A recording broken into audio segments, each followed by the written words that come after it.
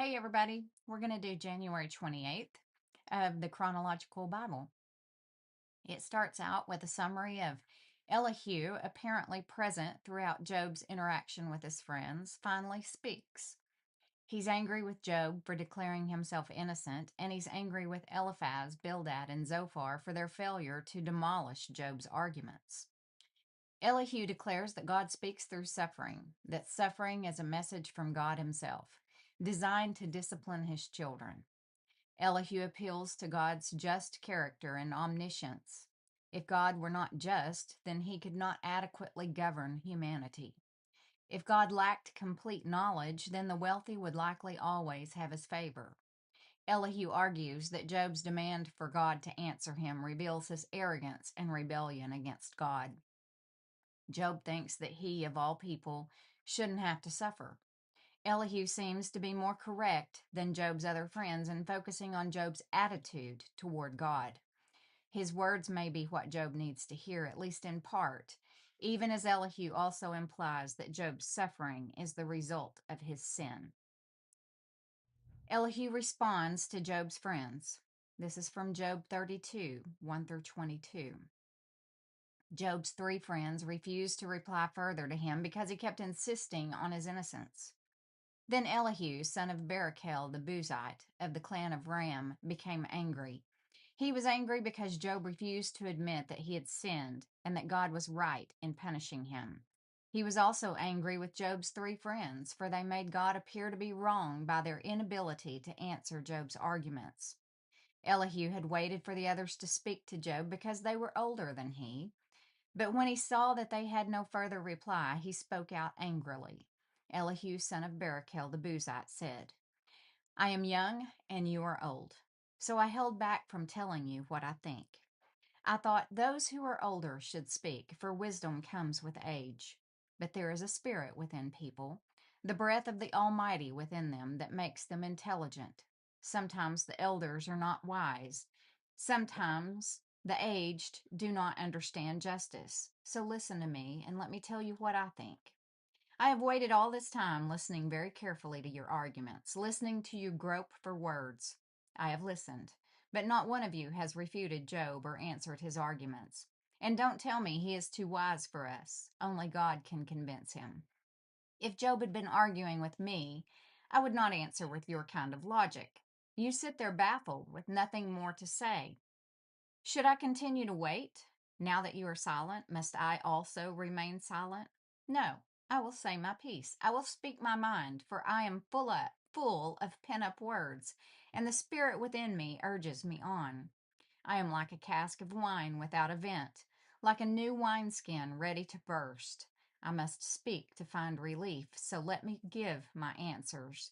I won't play favorites or try to flatter anyone, for if I tried flattery, my Creator would soon destroy me. Listen to my words, Job. Pay attention to what I have to say. Now that I have begun to speak, let me continue. I speak with all sincerity. I speak the truth. For the Spirit of God has made me, and the breath of the Almighty gives me life. Answer me if you can. Make your case and take your stand.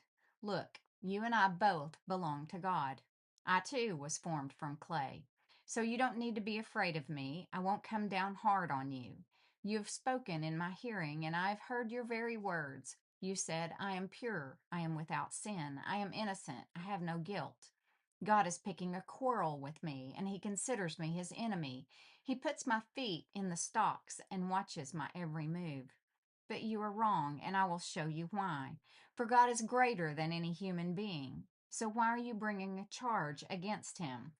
Why say he does not respond to people's complaints? For God speaks again and again through people, though people do not recognize it. He speaks in dreams, in visions of the night, when deep sleep falls on people as they lie in their beds. He whispers in their ears and terrifies them with warnings. He makes them turn from wrongdoing. He keeps them from pride. He protects them from the grave, from crossing over the river of death. Or God disciplines people with pain on their sick beds, with ceaseless aching in their bones. They lose their appetite for even the most delicious food. Their flesh wastes away, and their bones stick out. They are at death's door. The angels of death wait for them. But if an angel from heaven appears, a special messenger to intercede for a person and declare that he is upright, he will be gracious and say, "Rescue him from the grave, for I have found a ransom for his life." Then his body will become as healthy as a child's, firm and youthful again. When he prays to God, he will be accepted, and God will receive him with joy and restore him to good standing. He will declare to his friends, "I sinned and twisted the truth, but it was not worth it. God rescued me from the grave, and now my life is filled with light." Yes, God does these things again and again for people. He rescues them from the grave so they may enjoy the light of life. Mark this well, Job. Listen to me, for I have more to say. But if you have anything to say, go ahead, speak, for I am anxious to see you justified. But if not, then listen to me. Keep silent, and I will teach you wisdom. Then Elihu said, "Listen to me, you wise men. Pay attention, you who have knowledge." Job said, "The ear tests the words it hears, just as the mouth distinguishes between foods. So let us discern for ourselves what is right. Let us learn together what is good." For Job also said, "I am innocent, but God has taken away my rights. I am innocent, but they call me a liar. My suffering is incurable, though I have not sinned." Tell me, has there ever been a man like Job with his thirst for irreverent talk? He chooses evil people as companions. He spends his time with wicked men. He has even said, "Why waste time trying to please God?" Listen to me, you who have understanding. Everyone knows that God doesn't sin. The Almighty can do no wrong. He repays people according to their deeds. He treats people as they deserve. Truly, God will not do wrong. The Almighty will not twist justice. Did someone else put the world in his care? Who set the whole world in place? If God were to take back his spirit and withdraw his breath, all life would cease and humanity would turn again to dust. Now listen to me if you are wise. Pay attention to what I say. Could God govern if he hated justice? Are you going to condemn the Almighty Judge? For he says to kings, "You are wicked," and to nobles, "You are unjust." He doesn't care how great a person may be, and he pays no more attention to the rich than to the poor. He made them all. In a moment they die. In the middle of the night they pass away. The mighty are removed without human hand. For God watches how people live. He sees everything they do. No darkness is thick enough to hide the wicked from his eyes.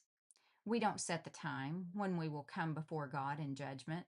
He brings the mighty to ruin without asking anyone, and he sets up others in their place.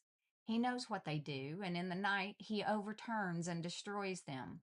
He strikes them down because they are wicked, doing it openly for all to see.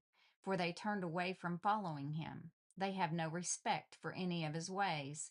They cause the poor to cry out, catching God's attention. He hears the cries of the needy, but if he chooses to remain quiet, who can criticize him? When he hides his face, no one can find him, whether an individual or a nation. He prevents the godless from ruling, so they cannot be a snare to the people. Why don't people say to God, "I have sinned, but I will sin no more"? Or, "I don't know what evil I have done. Tell me. If I have done wrong, I will stop at once." Must God tailor his justice to your demands? But you have rejected him. The choice is yours, not mine. Go ahead, share your wisdom with us. After all, bright people will tell me, and wise people will hear me say, "Job speaks out of ignorance. His words lack insight." Job, you deserve the maximum penalty for the wicked way you have talked, for you have added rebellion to your sin. You show no respect, and you speak many angry words against God. That concludes January 28th.